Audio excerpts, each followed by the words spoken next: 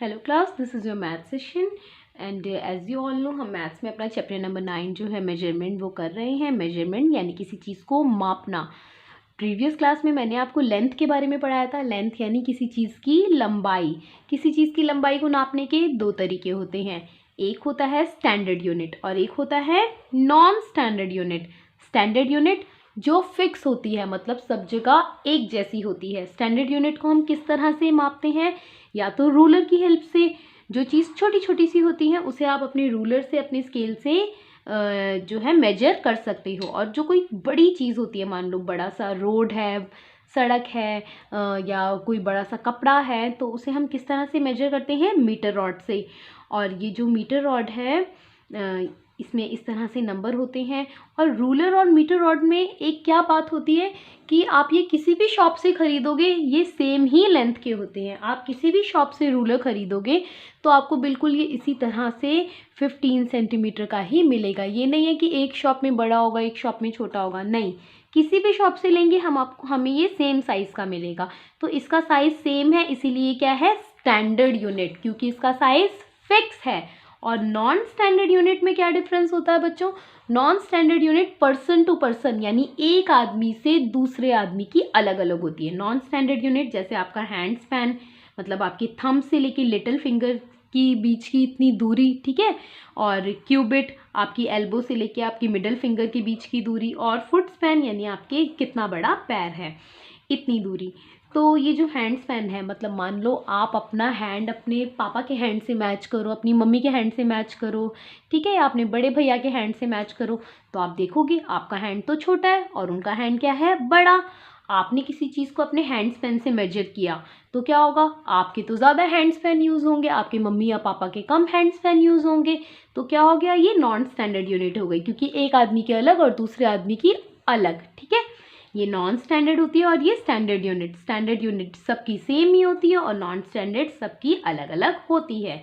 तो ये वर्क जो है वो आपको नोटबुक में भी करना है, ताकि आपको ये कॉन्सेप्ट और अच्छी तरह से समझ में आए कि स्टैंडर्ड यूनिट क्या होती है, नॉन स्टैंडर्ड यूनिट क्या होती है। Okay, so this is very easy. आपको ये पिक्चर या तो आपको ड्रॉ करना है या फिर आप इसका ज़ेरॉक्स लेके और इसको पेस्ट कर सकते हैं, कट कर सकते हैं, ठीक है।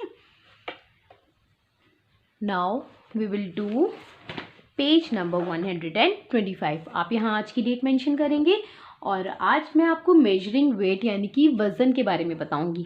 प्रीवियस क्लास में मैंने किसी चीज़ की लेंथ, लंबाई के बारे में बताया था, कैसे मेजर करते हैं, कैसे मापते हैं।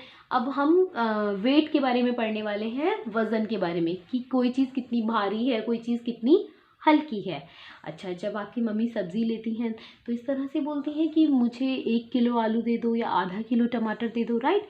तो किलोग्राम्स बोलती हैं मम्मी, राइट। तो हम किसी चीज़ का वज़न, किसी चीज़ का वेट किस में नापते हैं, केजी। केजी यानी किलोग्राम्स में। और जी मीन्स ग्राम्स में। कोई चीज़ अगर भारी हो बच्चों तो वो किलोग्राम्स में नापी जाती है, और अगर कोई चीज़ हल्की सी है, ठीक है, लाइट वेट है, तो वो ग्राम्स में उसको हम मेजर करते हैं। 100 ग्राम मेक 1 kg। 1 kg के अंदर कितने ग्राम्स होते हैं, 100। तो 100 ग्राम मिलके 1 kg बनाते हैं। We use gram to weight lighter object and kilograms to weight heavier objects. जैसे मैंने आपको बताया कि हल्की चीज़ों का वजन तोलने के लिए हम ग्राम का यूज़ करते हैं। और ये देखिए, आप इसे अंडरलाइन करेंगे, लाइटर ऑब्जेक्ट जो है वो ग्राम में मेजर होती हैं और जो हैवियर ऑब्जेक्ट होती हैं वो किलोग्राम में मेजर होती हैं, ठीक है। अ शार्पनर वेज अबाउट 5 ग्राम। जो शार्पनर है देखो कितना छोटा सा होता है, हल्का सा, तो इसका वेट अबाउट कितना होता है, इसका वजन अगर हम तोलेंगे तो 5 ग्राम। एंड ऑरेंज वेज अबाउट 100 ग्राम। जो ऑरेंज है उसका वेट कितना होता है, 100 ग्राम, मतलब लगभग इतना इसमें है, okay. A new born baby ways about 3 kg। जो एक न्यू बॉर्न बेबी होता है उसका वेट कितना होता है, अगर वजन हम तोलेंगे तो कितना होता है, लगभग 3 kg, 3 kilo. A sack of sugar यानी चीनी की बोरी, इसका वजन कितना है, यहाँ लिखा हुआ 10 kg। और ये इस तरह से वेट करने के लिए, वज़न तोलने के लिए जो यूज़ होते हैं, आपने शॉप्स में, दुकानों में ज़रूर देखे होंगे, राइट। हमें जितना भी सामान चाहिए होता है वो इतने वेट रख देते हैं ऐसी इस बैलेंस के ऊपर में, और हमें उतना ही सामान मिल जाता है। जैसे हमें 100 ग्राम चाहिए, 2 kgs चाहिए, 10 kgs चाहिए, तो वो इस बैलेंस की हेल्प से हमें उसका वज़न तोल के दे देते हैं। और ये सभी क्या है, वेट को मेजर करने की स्टैंडर्ड यूनिट है।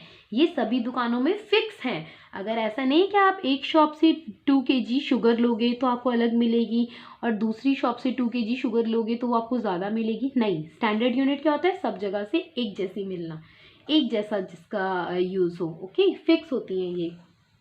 अब हम क्विक असेसमेंट करते हैं। Write the unit of weight KG और जी, मतलब आपको kilogram, KG means kilogram and G means grams बताना है। Which you will measure the following, आप इन चीज़ों को किस चीज़ से मेजर करोगे, किस चीज़ से मापोगे, तोलोगे। डॉग जो है वो बड़ा होता है साइज में, हैवी होता है, तो ये केजी मीन्स किलोग्राम।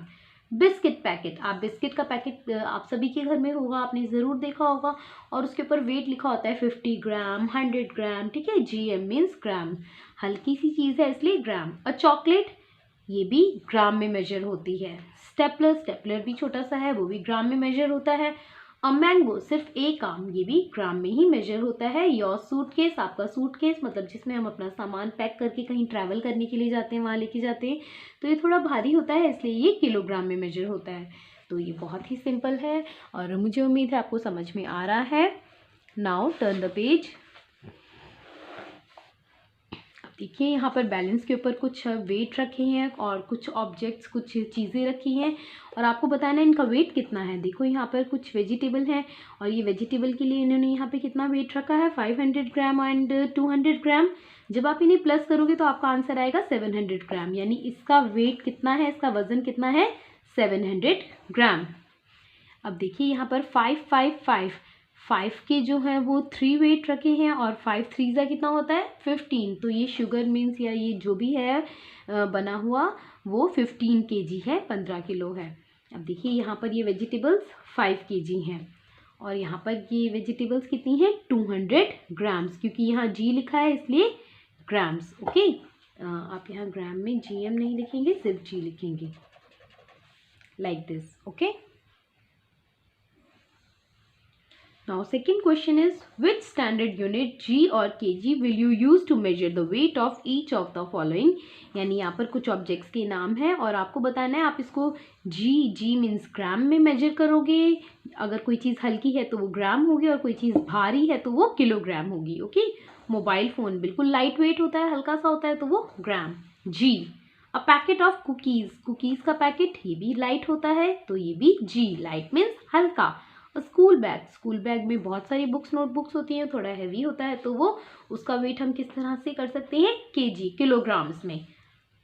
अ साइकिल भी हैवी होती है तो इसका वेट भी किस में मेजर होगा, क्लास, किलोग्राम्स में, केजी में। अ क्रेयॉन, यानी एक क्रेयॉन जो आपका होता है, कलर होता है, तो वो बिल्कुल हल्का सा होता है इसलिए वो ग्राम, यहाँ पर भी आप क्या लिखेंगे, G. Now third question is, right G और kg in the given blanks. आपको बताना है कि इनका वजन जो है वो किलोग्राम में है या ग्राम में है। Weight of calculator is about 50, जो कैलकुलेटर होता है उसका वेट कितना होता है, अबाउट 50 ग्राम्स, जी। आपने देखा होगा कैलकुलेटर जो कैलकुलेशन करने की यूज़ में आता है और वो बिल्कुल छोटा सा ही होता है।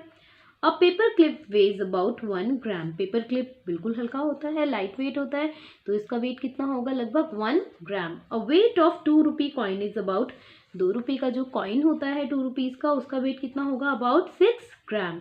अ सैक ऑफ सैंड, यानी एक रेत की बोरी, वेज अबाउट, उसका वजन कितना होता है, लगभग 10 kg, okay, 10 kilo. Uh I weigh about 20 kgs, I weight यानी कि मेरा जो वज़न है वो लगभग कितना होगा, अबाउट 20 kg, 20 किलो। तो बिल्कुल आसान सा ही चैप्टर है, आपको ये वर्क किसी तरह से नोटबुक में कंप्लीट करना है और नोटबुक में आपको ये वर्क अपनी बुक्स में ही कंप्लीट करना है। और उसके बाद मैं एक वर्क आपको नोटबुक में भी दे रही हूँ, ये मैं आपको पहले ही वीडियो में दिखा चुकी हूँ कि आपको स्टैंडर्ड यूनिट और नॉन स्टैंडर्ड यूनिट के पिक्चर्स बनाने हैं। और उसके बाद में एक और काम है आपके लिए क्लास, वो है ये, right short form of the following measuring unit. आपको इन मेजरिंग यूनिट के शॉर्ट फॉर्म लिखने हैं। शॉर्ट फॉर्म यानी इन्हें हम छोटा करके कैसे लिखते हैं। लेंथ के बारे में पढ़ा था हमने, मीटर और सेंटीमीटर में किसी चीज़ की लंबाई नापते हैं, बड़ी चीज़ को मीटर में और छोटी चीज़ को सेंटीमीटर में। मीटर की शॉर्ट फॉर्म क्या है, एम, कहीं एम लिखा हो तो आपको पता होना चाहिए इसका मतलब क्या है, मीटर। सेंटीमीटर के लिए क्या लिखा होता है, cm, यानी और इसका फुल फॉर्म होता है सेंटीमीटर। जैसे मैंने आपको स्केल में दिखाया, यहाँ लिखा है देखो 15 सेंटीमीटर स्केल, राइट। तो यहाँ पे cm का मतलब है सेंटीमीटर्स। किलोग्राम्स, किलोग्राम्स को हम शॉर्ट फॉर्म क्या लिखते हैं, केजी। ग्राम्स, ग्राम की हम शॉर्ट फॉर्म क्या लिखते हैं, जी। आप यहाँ एम नहीं लिखेंगे, ओनली जी, ओके। और लीटर, लीटर और मिलीलीटर के बारे में हम चैप्टर में आगे पढ़ेंगे बच्चों, लेकिन आप इसकी शॉर्ट फॉर्म अभी ही लिख लेंगे। लीटर को शॉर्ट फॉर्म में लिखते हैं एल और मिलीलीटर ml। लीटर और मिलीलीटर का हम यूज़ कहाँ करते हैं, लिक्विड चीज़ों को मेजर करने के लिए, मापने के लिए या तोलने के लिए, ठीक है। लीटर और मिलीलीटर लिक्विड क्या होती हैं, जो तरल चीज़ें होती हैं, जैसे कि ऑयल, मिल्क, वाटर। तो हम ये नहीं कहते कि 1 kg वाटर, हम बोलते हैं 1 लीटर। और मिलीलीटर जो कम वज़न की होती हैं, जैसे कि मान लो आपने कफ सिरप देखा होगा, अपनी खांसी की दवाई, उसमें लिखा होता है ml, मिलीलीटर, ठीक है। या आपने छोटी सी फ्रूटी का पैक पिया होगा, उसमें भी यही लिखा होता है ml। ml का मतलब मिलीलीटर, इसके अंदर इतने मिलीलीटर है, इतनी इसके अंदर क्वांटिटी है, ठीक है। तो लीटर और मिलीलीटर लिक्विड चीज़ों को नापने के लिए यूज़ होती है। ये हम चैप्टर में आगे रीड करेंगे और आप सब बच्चे इसकी शॉर्ट फॉर्म लर्न करेंगे। Metre m, centimetre cm, kilograms kg, grams g, litre l, millilitre ml. So take the screenshot and do this in your notebook. So that's all for today. Thank you so much.